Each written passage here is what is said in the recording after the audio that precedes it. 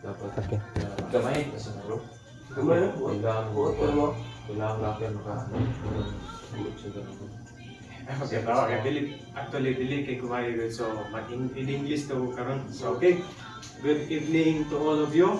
Good evening. So thank you so much sa inyong time for having this time even though that you have some things to do. But for now, I'm going to share the Bible in Daniel.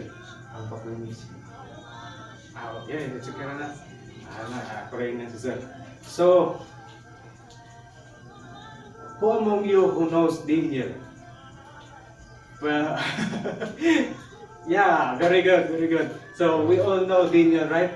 Well, Daniel is the chosen one who will reveal the prophecy. Maybe it is related in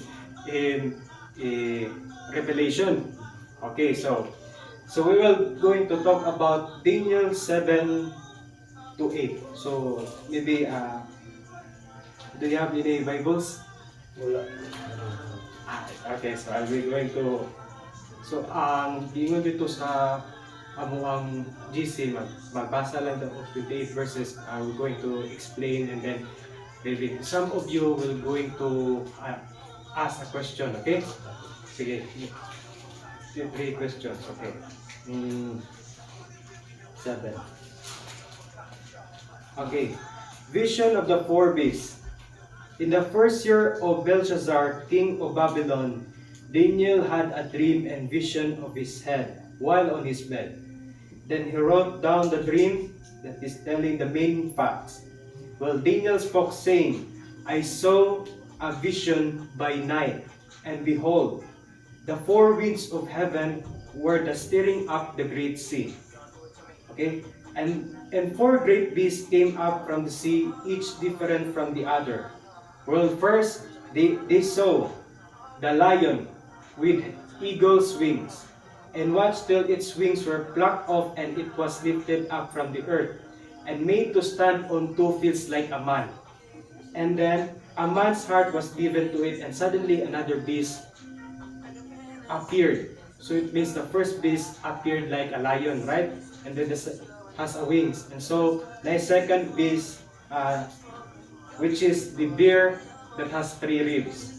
Okay? So it was raised up on the side and had 3 ribs in between teeth, and arise devour much flesh. And after this I looked, and there was another like a leopard, which mean had on its back 4 wings on a bird. The beast also had a 4 heads. So this third beast is a leopard that has 4 heads and also the four wings. And then after this I saw in the night vision, and behold, a 4th beast, dreadful and terrible, exceedingly strong. It had a huge teeth. It was devouring, breaking in pieces, and trampling the residue with its feet. And it was different from all the beasts that were before it, and had 10 horns. So this 4 beasts is a very terrifying beast that even though Daniel could say it is very terrible, because maybe for us we cannot even illustrate what beast but has 10 horns. Okay, so very adlokay siya. I was considering the horns, and there was another horn, a little one. So he noticed that one horn, very small one, coming up upon them, before whom 3 of the first horn were plucked out by roots, and there in this horn were eyes like the eyes of man, and a mouth speaking pompous words. Okay, so he noticed very small horns, and then that horns are growing. So he noticed that the 3 horns were plucked off, and then the small horns mo siya nipuli dito sa iyang kwan, sa iyang place. And so the vision of the ancient of days. I watched till throne were put in place, and the ancient of days was seated, and his garment was white as snow, and the hair of his head was like pure wool. His throne was a fiery flame, its wheels and burning fire, and fire stream issued and came forth from before him. 1,000,000 ministered to him, 10,000 stood before him, and that court was seated, and the books were opened. So many thousands were worshiping that person. Then I watched them because of the sound of the pompous word which the horn was speaking. I watched till the beast was slain, and its body is destroyed and given to the burning flame. As for the rest of the beasts, they had their dominion taken away. And I watched in the night vision, and behold, one like the Son of Man coming with the clouds of heaven. He came to the ancient days, and they brought him near before him. Okay, 22:14. Then to him was given dominion and glory and kingdom, and all people, nation, languages should serve him. His dominion, everlasting dominion, which will not pass away, and his kingdom, the one which shall not be destroyed. So, as we noticed before, that as we the one that we are reading is about the beast. So Daniel saw 4 beasts, and so on. That beast represent like kingdoms and political powers. So you see, according to the previous dream in Daniel 1, Nebuchadnezzar, the king of the Babylon, dreamed about the image. So what is the image? The head of gold, the silver, the bronze, and also the iron of clay. So these verses also illustrates giving more detail about those image, the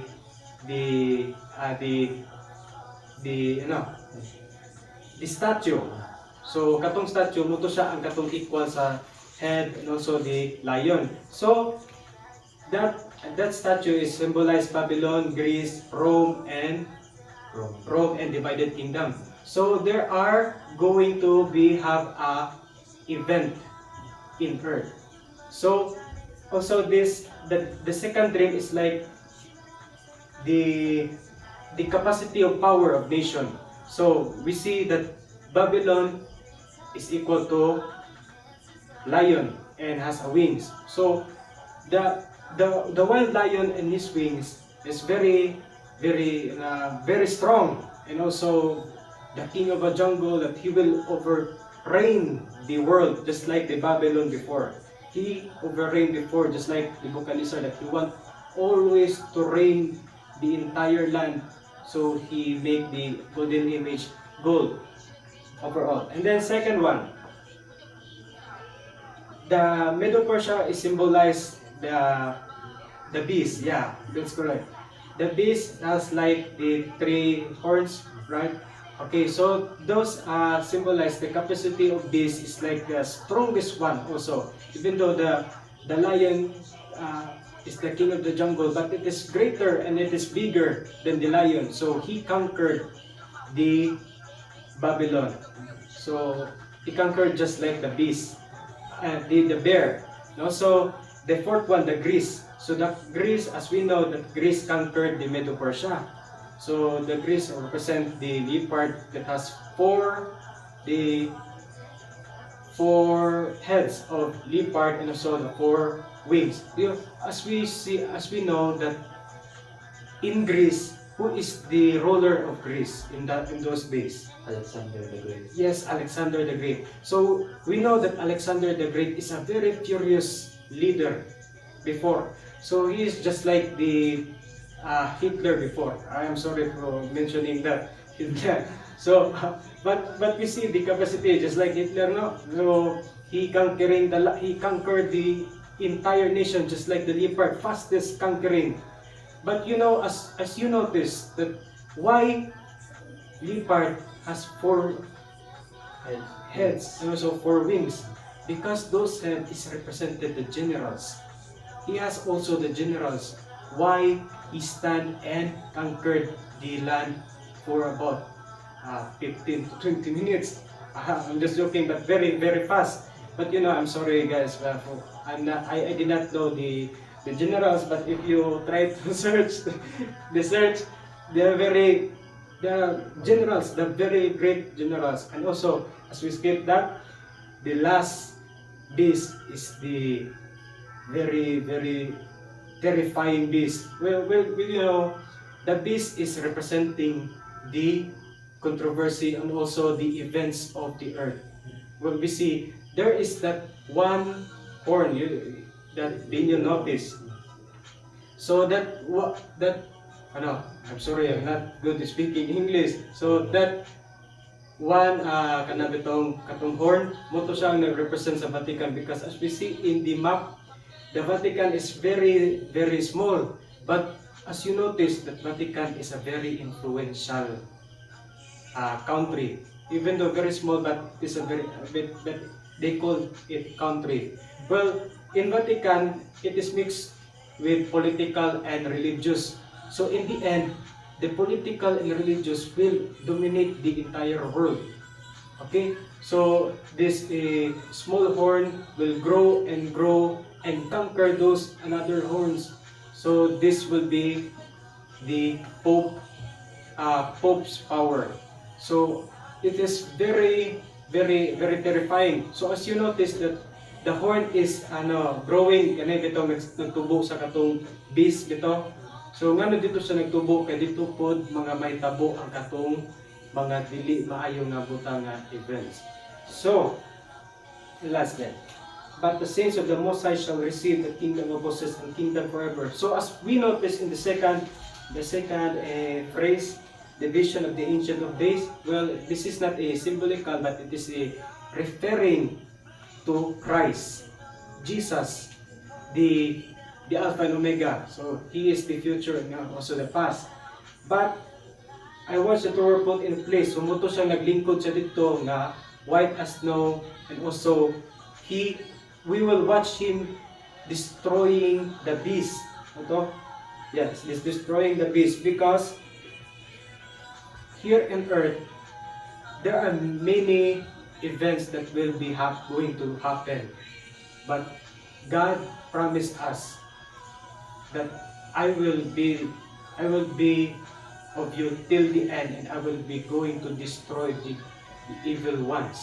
So we will expect that there are many events in Bible that will be going to be fulfilled, just like the Pope's power that will dominate, and then declaring the Sunday law and the vision of the ancient days, just like the rock is the rock that will destroy the divided nation, the power of divided nation, and then the second coming was naguba na. So moto nga these are the points of the Daniel and 7, the vision of the 4 beasts. So which is the events and the kingdoms nga katong naitabo sa past, and also there be going to happen in the future. But the main point of that is the Lord will come back and going to destroy this one, because this is the prophecy, and in the past nahitabo, and also karon napoy going may tabo. So as you notice, so okay, that's all. But maybe nabay kwan sa inyo kanang mangutana, maybe 3 questions. Okay, so 3, 1 and 1. Okay, so imo pa yan, 1 question sa mga 1 question sa mga, then that's Sagot na lang na question. yeah, okay lang. So, ang nakalang nag-wonder ko katong usa ka beast to sa i-represent kaniya to niya. Ay, okay. Katong pinaka-powerful na beast dito ako ng kaupat. Ay, okay. Ang katong ika-4th beast, mo to siya ang nag-represent sa, well, we see nga katong giguwas sila sa city, ay katong sa dagat. So katong dagat, dili to siya literal nga sea, but dito siya sa society, katong dito sa mga tao. Dito siya liguwas, so it means one of those is the Pope, the Vatican. So ang katong 4th beast, iyang gi-represent yun ato is the Rome and the Vatican. So katong beast, mo to siya ang Rome, tapos ang katong nagtubo sa taas mo to siya ang Vatican. That is the Vatican City, and will influence and conquer. So, ang katong 3 ka beast, di ba, mo to yung i-devour, i-kanya. So, ang kasabot ito kay kuan ka ng ang mga powerful na nations, ma-outpower sa kuan Vatican. Mga power. Well, anyway, sa among discussion nito, sa ilang giingon nga katong Rome sa unang panahon, di ba ga-divide ga spread sila og mga gospel about sa Christianity. So there are countries nga katong mga Vikings nga na bitaw dili gid sila pud mutuo. So mutuo dili sila madala, dili sila ma-influence, dili sila nga gusto mosunod sa katong sakto gyud. Mutong ang ilang giingon dito nga gusto gud nila nga waon to sila, mutong ilang gipaningkamutan because Isa lang ang religion. isa lang religion. But katong three horns maputo sa ang mga may potential nga leaders. Kay kung ito sila tribes, so it means nato sila mga potential leaders nga makanker pud unta to nilang Rome sa ilang ingon. But katong Rome naningkamot sila nga ilang tong kwaon para ang katong main power nila hangtod karon naagud sila nagtipok. Okay. Okay, thank you for that wonderful question, Kuya. And then, sige, ikaw na yung last, Kuya. Simple, Kuya. Question. So sa representative sa sa lower peak in this statue, it represents the clay and iron. Yeah, the clay and iron. So, it means the clay and iron is like the kana quality. So you see the clay dali ra sa manang mabungkag, and also ang iron naapod siya dili nimo dali-dali mabungkag, so which is the political power. So kanang mga richest man napoy mga lower pod na mga padari, mga groups nga dali ra pod nimo makanker. That is the representative. For me lang. You can judge me. So nag-wonder ko if inon mo na siya based na sa political or based na sa power di sa every nation with ang represent sa iron and clay. Maybe both.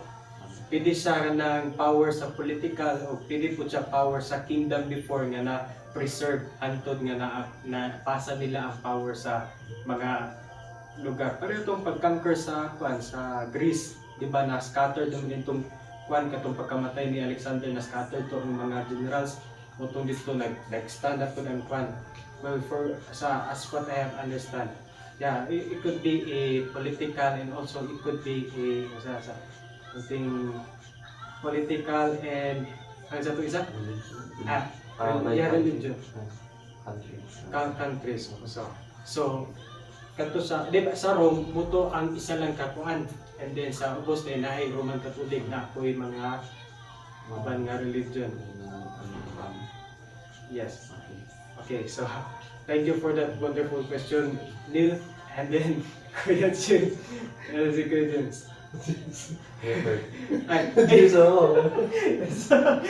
Maglimog yung Kuya James.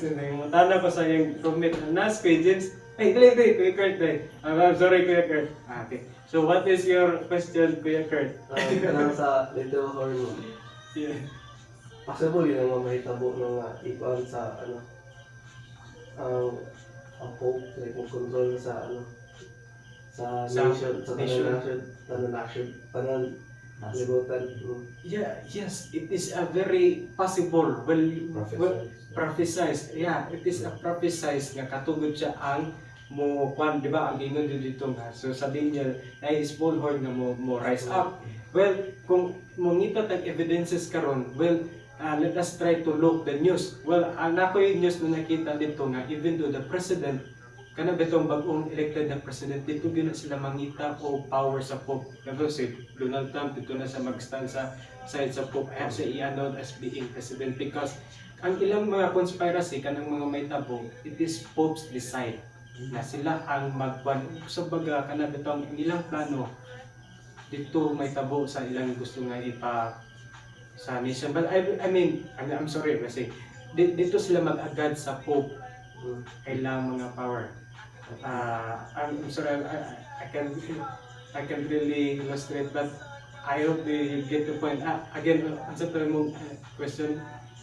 Possible na daw mahitabo itong pan. Yes, very possible. Kay may possible sa may tabo kay so, It's because daghan Doon Yeah. sa religious nato, mas daghan gid ang Katoliko gid. Yeah. Okay, hindi po gyapon na sa because our land is a very influenced by Catholic. Also, even though it is a very small country, but most all countries are dependent on that one land, diba? Even though nga na ay Holy Week, diba? Sa down yung tanan, ditulong yung tamagtanaw sa tong life sa tong Pope. So he has the power to influence the world, even though that he has the secret power, even though sa tanan pa mga tao wala pa kabalo, pero sa to kabalo na ta sa prophecy nga may tabok yun siya. But the one thing is that they have the plan to sa una ilang gi-change ang law, so nitabok to ilang influence sa mga tao, so manang Roman Catholic dili na sila musimbag ay kanang Sabado dito sa Sunday, so possible siya. But another napagid siya plano nga yang going to unite the country. It is possible for the Pope to influence the entire world. Yeah, that's the answer. But I'm sorry, I dili pa siya satisfying that, pero sa akong conviction katon nakuha. Yeah, okay. Thank you, Kuya Jay, for that wonderful question. Ay, sorry. Oh, that's good. Sorry. Thank you for that wonderful question, Kuya Kurt. Kuya Kurt, basta Kuya Kurt. Okay, so tonight I am very grateful for having your favor, but I do that God will bless you for giving this time, setting time for our God and for the Word of God. Bless you, Kuya Kurt. And Kuya Neil. So thank you sa inyo, Kuya Kurt. And then, so before we end, let us